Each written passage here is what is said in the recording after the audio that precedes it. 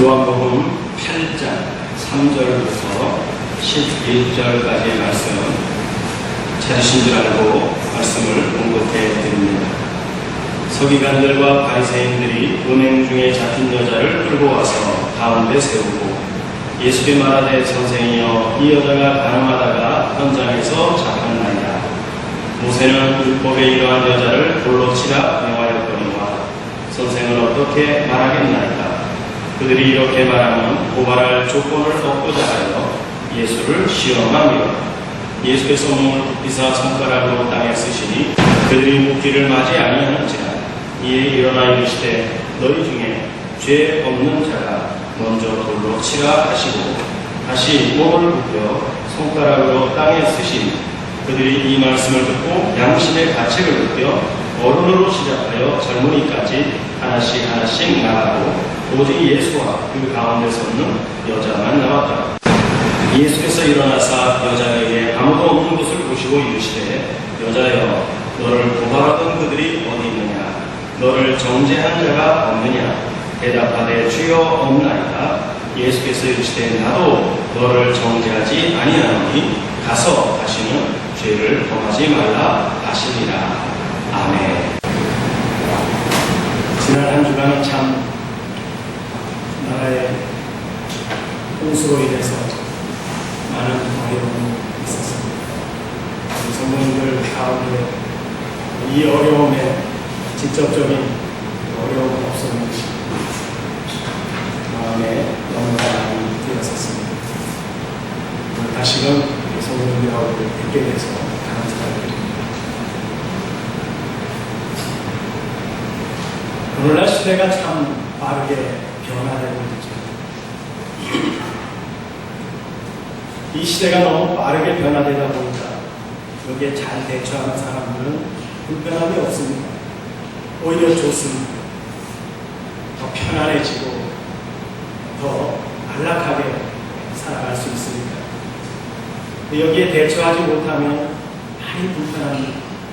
따라가지 못하니까 처지게 되지. 세상의 변화에도 우리가 대처해서 나아가면 편해지고 마음이 좋아지는 것처럼 성경에서도 시대적인 변화를 우리에게 말씀을 하고 있습니다. 구약에서 신약으로 옛 율법에서 새 언약, 이러한 시대적인 변화가 있기 때문에 오늘 우리는 우리의 신앙 생활에 가졌던 우리의 개념, 이 변화되는 것에 맞추어서 우리의 생각을 바꿔야 된다는 것입니다. 그 중에서 우리가 가장 중요하게 생각되는 문제가 뭐냐면 죄에 대한 개념입니다. 죄는 무엇인가? 죄를 어떻게 정의할 것이고 죄를 어떻게 계산할 것이고 그 죄를 어떻게 처리할 것입니다. 이것이 성경에서 우리에게 말씀하고 싶은 내용입니다. 요한복음 1장 22절 말씀에 보면 세상 죄를 지고 가는 하나님의 어린 양을 보라, 이렇게 말씀하고 있습니다. 세상 죄를 지고 가는 하나님의 어린 양을 보라. 여기 지고 간다라고 하는 단어의 의미가 뭐냐면 담당하다, 빼앗다, 그런 뜻입니다. 그러니까 세상의 죄를 예수님께서 우리에게 있는 모든 죄를 빼앗아가지고 완전히 나로 하여금 분리시켜가지고 그것을 십자가에서 처리하시겠다는 뜻이죠. 그래서 건강보험서에서는 이 죄를 어떻게 처리하느냐, 세상 죄를 지고 가는 그분에게 우리가 그냥 던져버리는 거예요. 한마디로 표현해서 그냥 던져버려야 되는 거예요. 조금이라도 갖고 있으면 안 되는 거지. 그래서 죄가 누구에게인가 떠넘겨져야 된다는 얘기를 공감보험서에서 하고 있습니다. 그래서 로마서에서는 이 죄의 개념을 이렇게 봅니다. 로마서 5장 12절을 보면 한 사람으로 말미암아 죄가 세상에 들어왔고 죄로 말미암아 사망에 이르렀나니 모든 사람이 죄를 지음으로 사망에 이르게 되었다. 이렇게 표현하고 있습니다. 이 한 사람이 누굽니까? 아담이죠. 아담의 죄가 이제 나에게까지 전가되었다는 것입니다. 예를 들면 그래요. 집에 아버지가 있고 자녀들이 있고 다 있는데 아버지가 사업을 하다가 큰 빚을 졌어요. 그리고 이 아버지가 얼마 가지 않아서 빚을 많이 남겨놓고 죽었습니다. 그러면 이 빚이 죽으면 끝납니까? 안 끝나죠. 자녀들한테 넘어옵니다. 이 자녀들이 이 빚을 청산을 하려면 어떻게 해야 되느냐? 유산 상속 포기서를 씁니다. 나는 아버지의 유산을 아예 받지 않겠다. 빚을 그렇게 많이 지어놓은 아버지가 유산이나 있겠습니까? 그러니까 자녀들은 아예 깨끗하게 유산 상속을 포기하고 거기서 종결을 짓습니다. 그러면 그 모든 빚더미가 자녀들에게는 오지 않게 되는 거죠. 이전에는 우리가 아담이 지은 죄를 원죄라고 했고 우리가 지은 죄를 자범죄, 본죄라고 그렇게 표현을 했습니다. 그런데 실제적으로 죄가 세상에 들어왔다는 것은 우리가 어떤 차원에서 봐야 되냐면 창세기 3장의 차원으로 봐야 된다는 것입니다. 왜냐하면 창세기 3장에서의 죄는 누구로부터 시작되느냐면 뱀으로부터 시작됩니다. 가장 교묘한 이 뱀이 하나님의 말씀을 대항하면서 먹지 말라고 하는 선악과 먹게 함으로써 그래서 그 하와로 하여금 죄에 빠지게 된 것이죠. 그래서 우리는 여전히 창세기 3장에 이 죄를 여전히 우리는 범하고 있는 거예요. 창세기 3장의 죄가 우리한테 여전히 저질러지고 있는 것이에요. 아담이 한 짓을 누가 하고 있느냐? 지금 우리가 하고 있는 거죠. 그래서 성경은 창세기 3장에서 어디로 가야 되느냐? 2장으로 가야 된다고 해요. 창세기 2장에 25절까지 기록되어져 있는데 25절의 맨 마지막 절이 뭐냐면 이거예요. 여러분 집에 와서 한번 읽어보세요. 그들이 벗었으나 부끄러워하지 않았다. 그런데 3장의 죄가 딱 들어오면서부터 그들이 벗었음을 인지했고 그래서 부끄러워가지고 나무 밑으로 가였고 하나님이 찾아오니까 그들이 어떻게 했어요? 나무 뒤에 숨었습니다. 하나님이 찾아서 묻습니다. 너희들 왜 나무 뒤에 숨어있느냐? 어제하고 오늘 너희들이 좀 다르다? 하나님이 그렇게 말합니다. 그랬더니 우리가 수치가 드러날까봐 하나님 앞에 못 서겠어요. 그러면서 못 나오는 거예요. 이게 3장의 죄고 2장으로 넘어가면 벗었으나 부끄럽지 않다. 수치스러움을 몰랐다. 이 상태로 다시 넘어가야 된다는 거예요. 그래서 우리는 오늘날 3장의 의식을 갖고 산다는 거예요. 이것이 죄라고 합니다. 일명 세상죄라고 말합니다. 그런데 이 세상죄가 뱀의 입에서 나온 말인데 뱀의 입에서 나온 말은 곧 무슨 말이냐면 하나님의 말씀과 대치하고 대적하는 말이에요. 그 말로 인해서 그들에게 사망이 왔다고 말합니다. 로마서에서는 이 사망이 내 안에 들어오면 나를 좌우지할 수 있는 왕노릇하는 존재로 만만한 존재가 아니라 나를 좌지우지할 수 있는 존재로 내 안에서 자리 잡고 있겠다는 것입니다. 그래서 죄는요 그냥 없어지는 게 아니라는 거예요. 이 죄는 우리가 어떻게 해야 되느냐? 누군가에게 떠넘겨줘야 돼. 누구에게 줍니까? 세상죄를 지시기 위해서 오신 어린 양 그분에게 우리가 이 죄를 떠넘겨줘야 된다는 것입니다. 떠넘기는데 어떻게 떠넘기느냐? 완전하게 떠넘겨. 조금이라도 남김없이 완벽하게 떠넘겨야 그래야 우리의 죄가 이제 그분에게 넘겨지게 되는 거예요. 그래서 예수님이 십자가를 지신 것입니다. 자, 그러면 여러분 보세요. 내가 죄를 지어가지고 빚을 졌거나 그 죄를 다른 이에게 넘겨가지고 지금 현재는 빚이 없는 뭐가 있어요? 죄의식은 있는 거예요. 빚진 것은 갚아요. 빚을 갚아야 됩니다. 방법이 뭘까요? 예수 그리스도와 함께 세례를 받는 거예요. 그래서 우리가 세례를 받는 세례라고 하는 의미가 뭐냐면 그분과 함께 내가 죽는 거죠.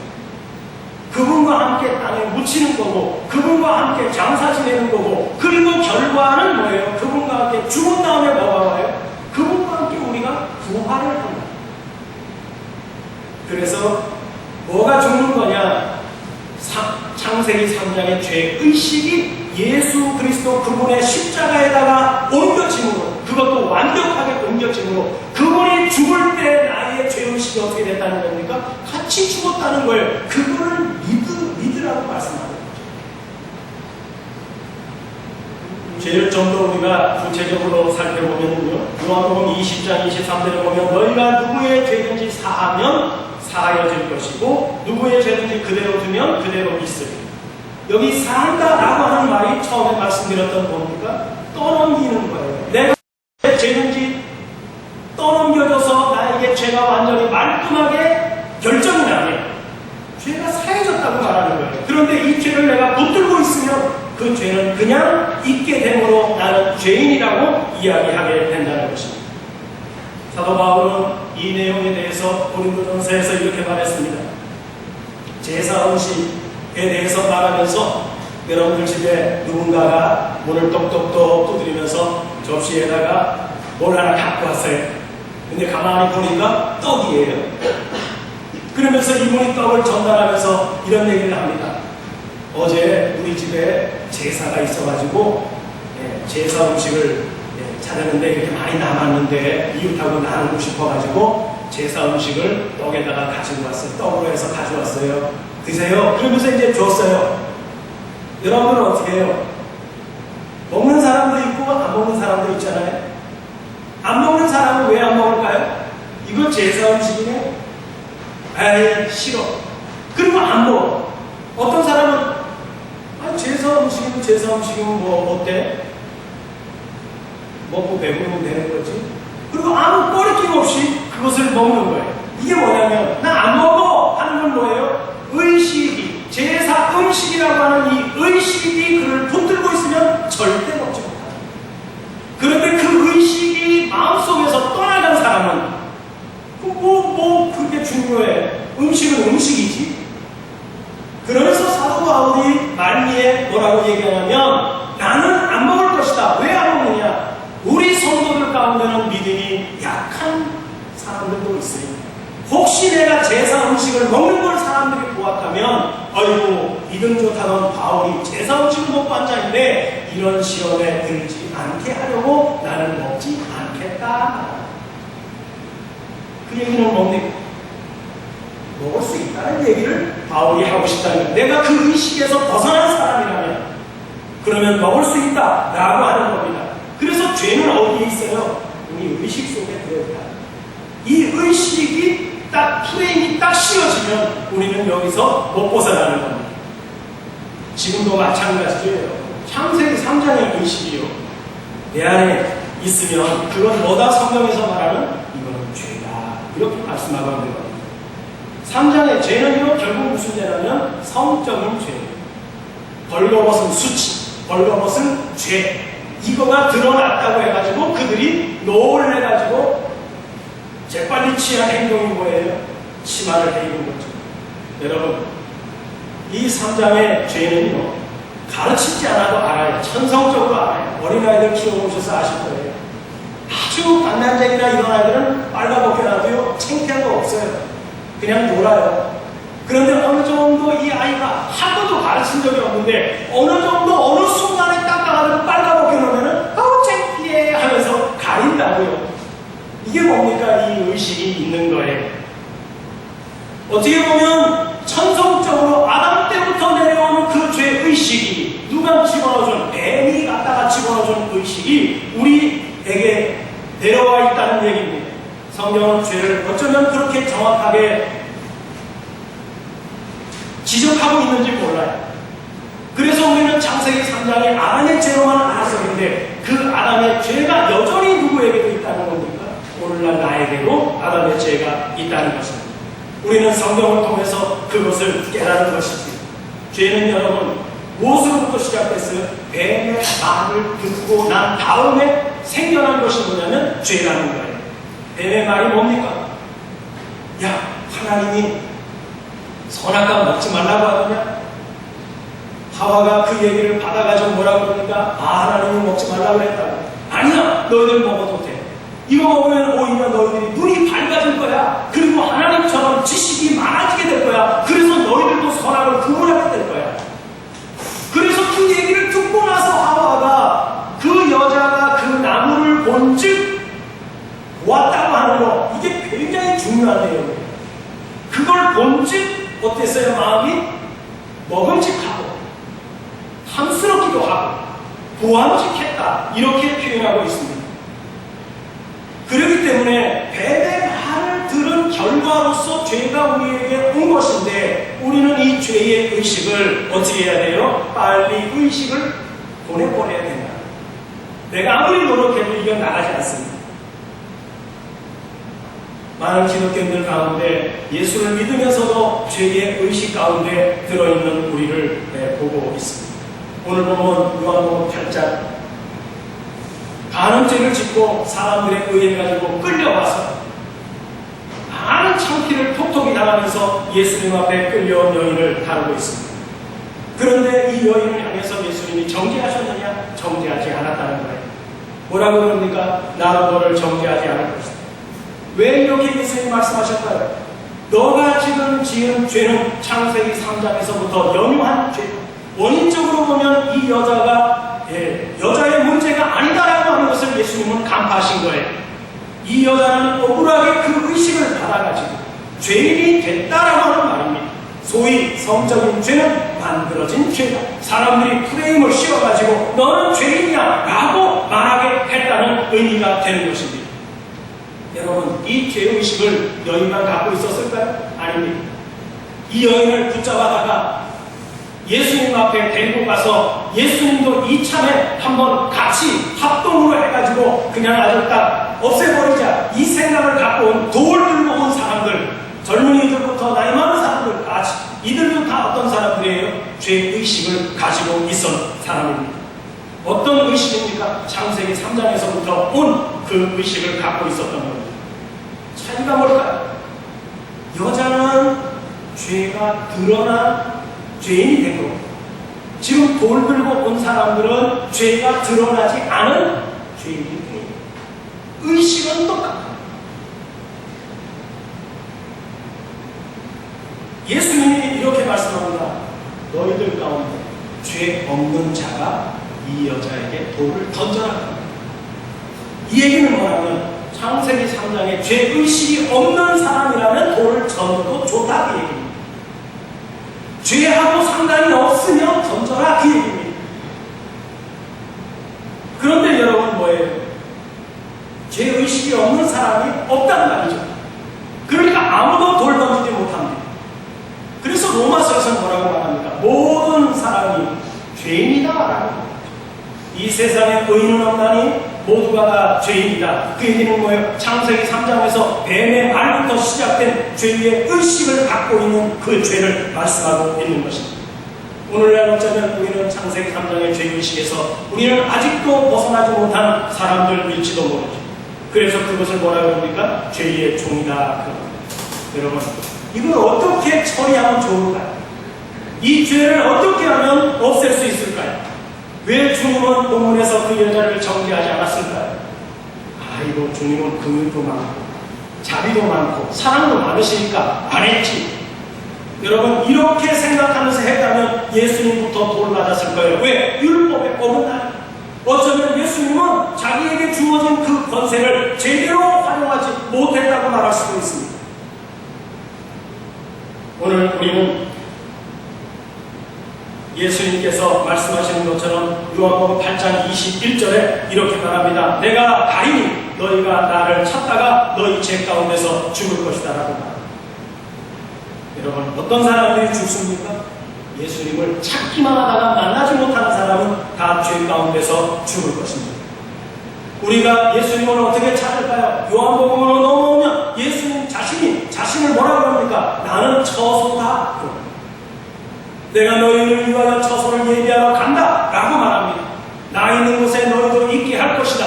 예수님이 우리의 처소가 되고 예수님과 내가 한 몸을 이루어가는 그러한 모습을 요한복음 안에서 이렇게 말씀을 하고 있습니다. 그래서 성경은 8장 24절에 이렇게 말합니다. 그러므로 내가 너희에게 말하기를 너희가 너희 죄 가운데서 죽으리라 하였노라. 너희가 만일 내가 그인 줄 믿지 아니하면 너희 죄 가운데서 죽을 것이다. 여기 그인 줄은 1인칭이에요. 원래 나인 줄이에요.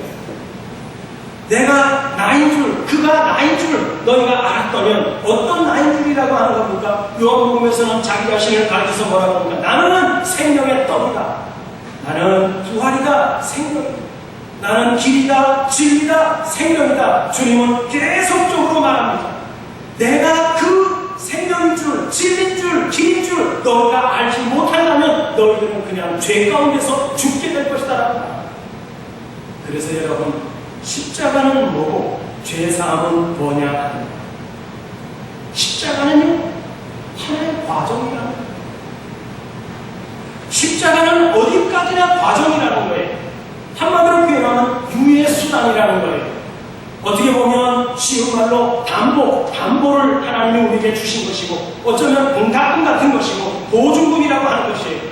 왜 이런 것을 하나님이 장치를 해놓으셨느냐? 이때를 위하기 위해서요. 어느 때? 요한복음의 때.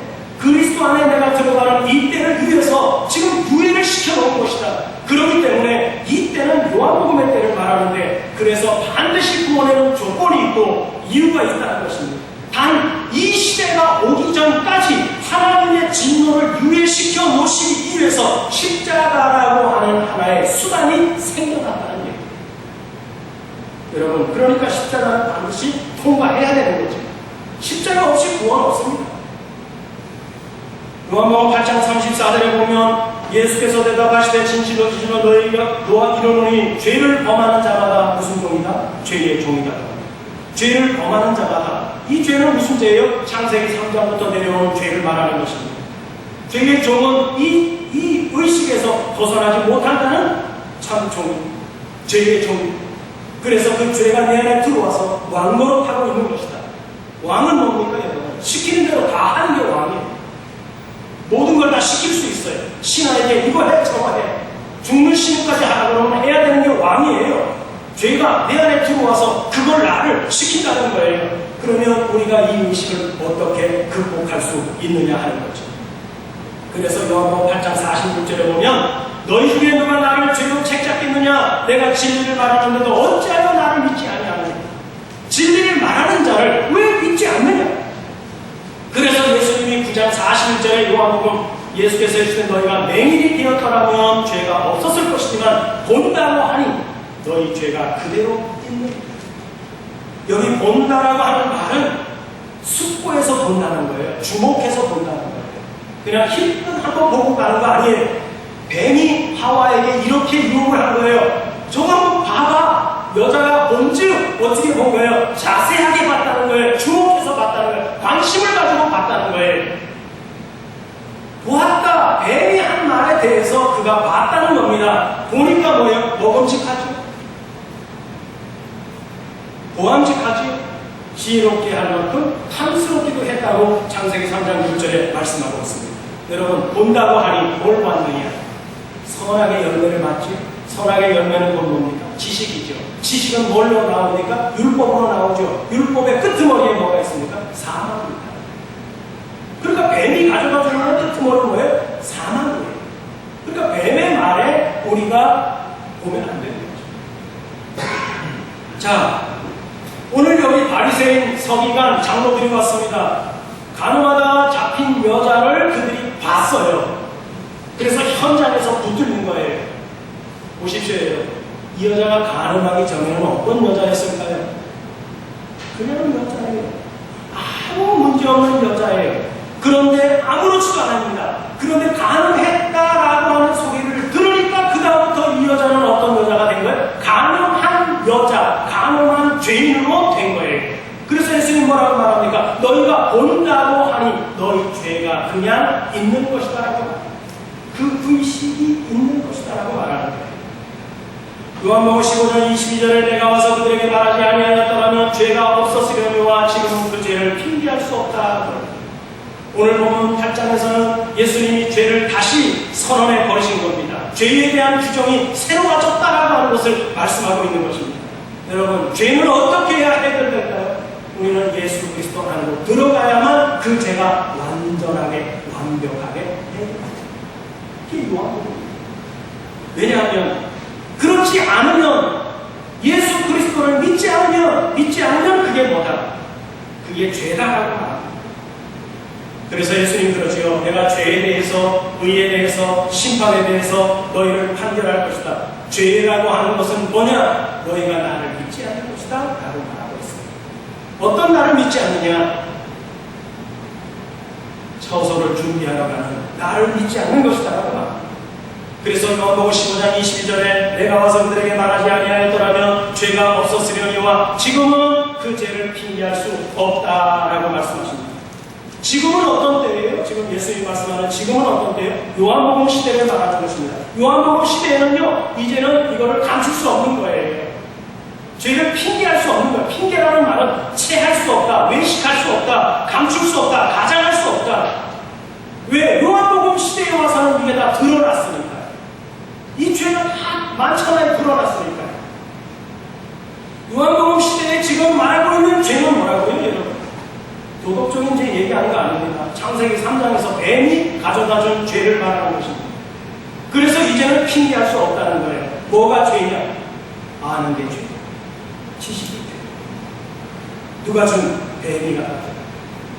그래서 15장 24절에 보면 요한복음에 내가 아무도 못한 일을 그들 중에서 하지 아니하였더라면 그들이 죄가 없었으려니와 지금은 그들이 나와 내 아버지를 보았고 또 미워하였다고 말합니다. 아무도 못한 일은 어떤 일일까요? 아무도 못한 일? 예수님께서 이 땅에 오셔서 뭘 한 겁니까? 죄가, 지식이 죄다. 그걸 알게 하셨다는 거예요. 지식이 죄다.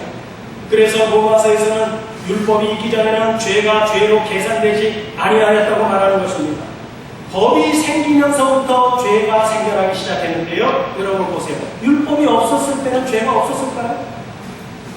있었죠. 율법이 있기 전에 죄는 있었습니다. 다만 법이 없었으니까 죄로 계산하지는 않았을 뿐이라는 거예요. 죄가 생기니까, 법이 생기니까, 그러니까 그 다음부터는 거기에 해당되는 이게 죄구나 라고 하는 것을 알았다는 거예요. 그러면 율법이 있기 전에 죄는 뭐예요? 창세기 3장의 죄의식이라고 하는 거예요. 여러분, 율법이 가입하는 것은 왜 가입합니까? 왜 자꾸 십계명을 줍니까? 왜 법 이렇게 얘기합니까? 죄를 더하게 하려고 법을 자꾸 만듭니다. 그 죄를 자꾸 프레임을 씌워가지고 더 이상 빠져나오지 못하게 하는 게 이 죄의 속성입니다. 구체화시키는 거예요. 그래서 예수님은 오셔서 죄에 대해서, 율법에 대해서, 심판에 대해서 세상을 책망하시면서 죄에 대하여 하면 그들이 나를 믿지 아니하는 거다 이렇게 말합니다. 여러분, 우리는 창세기 3장의 의식을 갖고 있는 죄인입니다. 우리가 뭘 잘했건 못했건 죄를 지었건 안 지었건 우리는 창세기 3장의 의식을 갖고 있는 죄인들일 뿐입니다. 여호와를 막론하고 그냥 우리는 죄인이 됐어요. 그런데 그것을 체하면서 안 한 것뿐이에요. 지금 요한복음 시대에 도입했는데도 불구하고 우리는 그냥 햄하면서 그냥 가리고 있을 뿐이에요. 뒤로는 다 죄를 짓고 있으면서 앞으로는 안 하는 채 핑계만 하고 있다는 얘기입니다. 그래서 여러분 어떻게 해요?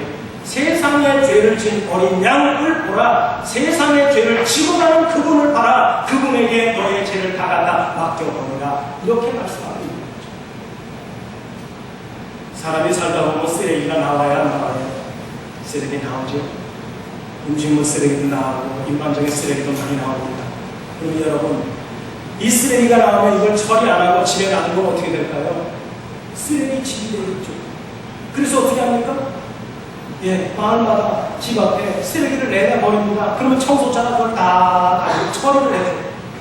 김포 매립장 가보면 여러분 쓰레기가 산이에요. 산. 어마어마한 산이에요.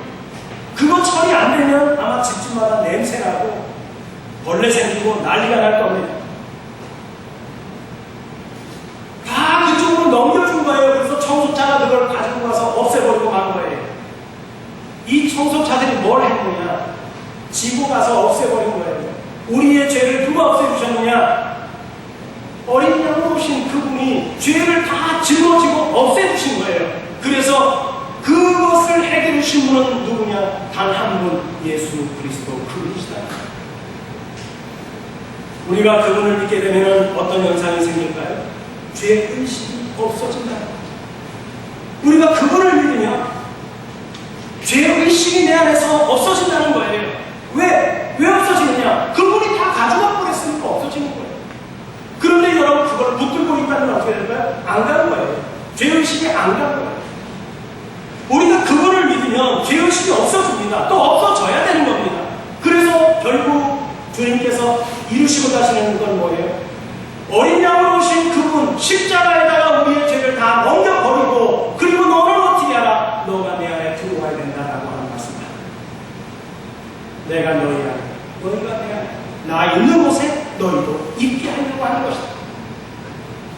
요한복음 8장을 가만히 보면은 세 가지의 대상이 나와요. 유죄의식은 가늠한 여자고요. 무죄의식은 돌 들고 온 사람들이고요. 죄무의식인 사람이 한 분 있어요. 이분이 누구예요? 예수 그리스도. 죄하고 아무 상관없는 분이에요. 하나는 유죄의식을 갖고 있어요. 나는 죄 지은 여자다. 나는 가늠한 여자. 이 여자죠. 무죄의식은 뭐예요? 죄는 갖고 있지만 드러나지 않은 존재들일 뿐이에요. 무죄의식이나 유죄의식이나 같은 거예요. 죄의식은 그대로 있는 거예요. 그런데 이것과 전혀 상관없는 분이 계시다는 거예요. 그분이 누굽니까? 예수 그리스도 그분이세요. 그러면 무슨 말입니까? 유죄의식이라고 하는 것은 내가 죄를 지었다고 하는 의식을 갖는 것이고, 무죄의식은 나는 죄를 짓지 아니했다라고 하는 걸 갖는 겁니다. 공통적으로 죄의식이 다 있다는 거예요. 다른 것은 뭡니까? 예수님하고 다른 것밖에 없다. 여러분, 우리는 어찌되었든 죄에 대해서는 얼마나 민감한지 몰라요. 이제 졌어, 저제 졌어. 내 스스로도 아이고 내가 오늘 죄 졌네. 굉장히 민감하고 굉장히 확실하고 분명합니다. 하나님의 말씀에 순종하라고 하면 찌글찌글찌글 말도 잘 안 들으면서 죄에 대해서는 얼마나 민감하고 얼마나 단호한지 몰라요.